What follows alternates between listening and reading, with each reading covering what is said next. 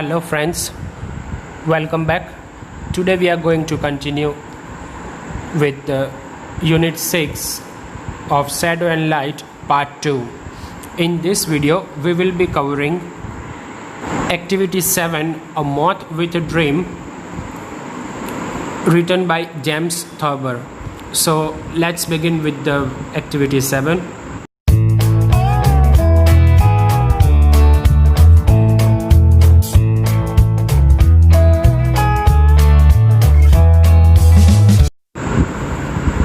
Activity 7, A Moth with a Dream, adapted from The Moth and the Star by James Thurber. So this is a small story of a moth who is having a dream to reach the stars. This story is taken from The Moth and the Star and it is written by James Thurber. So once upon a time a young moth fell in love with a beautiful star. तो एक बार क्या होता है कि जो young moth होता है वो स्टार को छूने की इच्छा रखता है.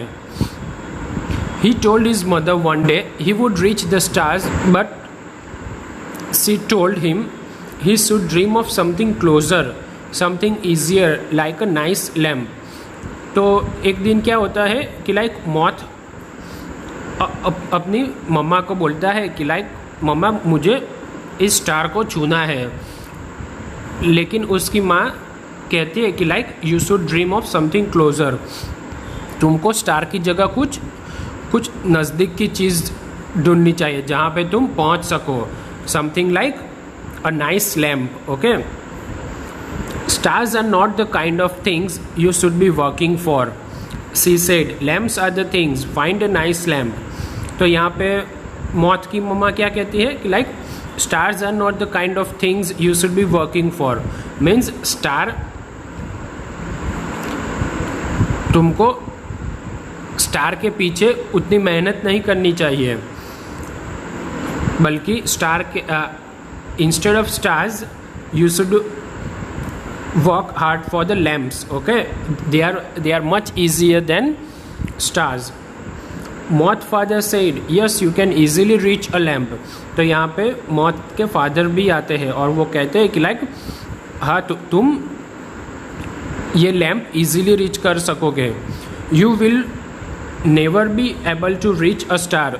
तुम स्टार पे कभी नहीं पहुँच पाओगे. But the moth did not listen to his mother and father. लेकिन मॉथ अपने मम्मी पापा ने जो उसको एडवाइस दी वो उसको फॉलो नहीं करता. Every evening when the stars came out he would start flying towards it. और जब भी शाम होती थी तो जैसे स्टार्स आसमान में दिखते थे तो वो उनको पकड़ने के लिए वो पूरी रात मेहनत करता था. Every morning he came back home worn out from flying all night. और जैसे ही सवेरा हो जाता था तो वो घर पे वापस आ जाता था.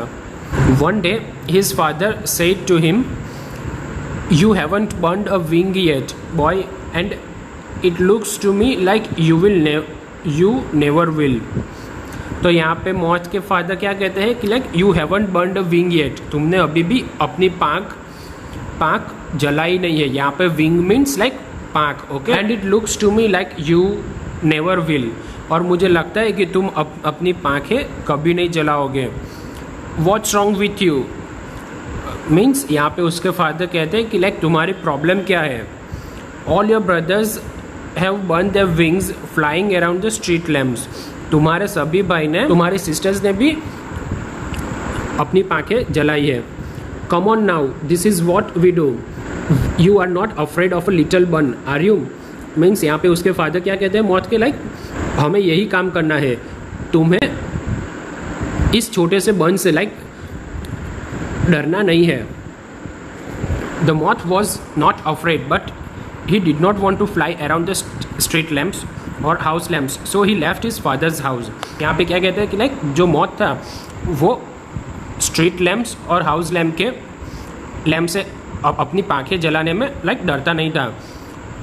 सो he left his father's house. तो उसने छोटी सी उम्र में अपने फादर का हाउस छोड़ दिया. He never change his dream.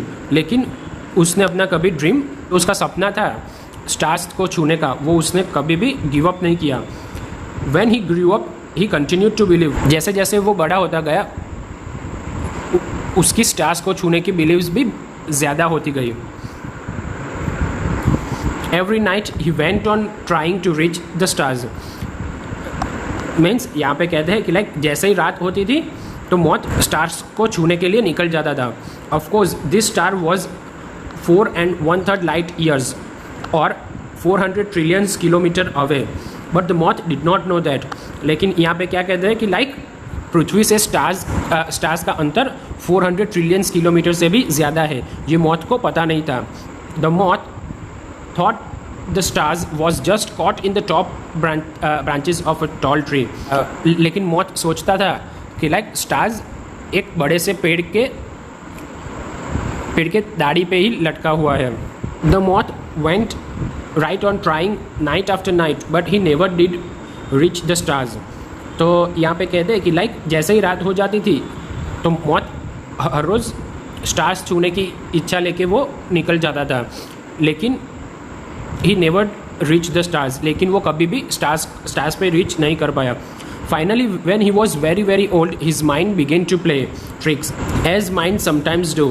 तो यहाँ पे क्या कहते हैं कि like finally when he was very very old means यहाँ पे कहते हैं कि लाइक कि उम्र बढ़ गई। ओके, जैसे जैसे मौत में बुढ़ापा आने लगा his mind began to play tricks.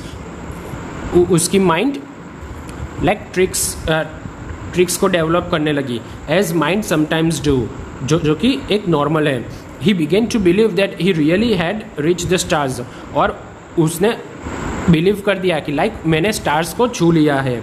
Often he told stories of his adventure catching a star, और कई बार वो स्टार्स को छूने की जो स्टोरी अपने साथियों को कहता रहता था।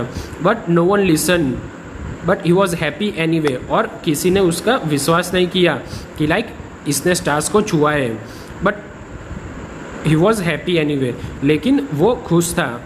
For his entire long life the moth believed in his dream and he lived to be very very old moth. तो यहाँ पे क्या कहते हैं, for his entire long life, तो उसने पूरी जिंदगी the moth believed in his dream and he lived to be very very old moth, और उसने अपनी पूरी ज़िंदगी सिर्फ एक ही ख्वाहिश लेके उसने जिया है कि लाइक स्टार्स को चुना है।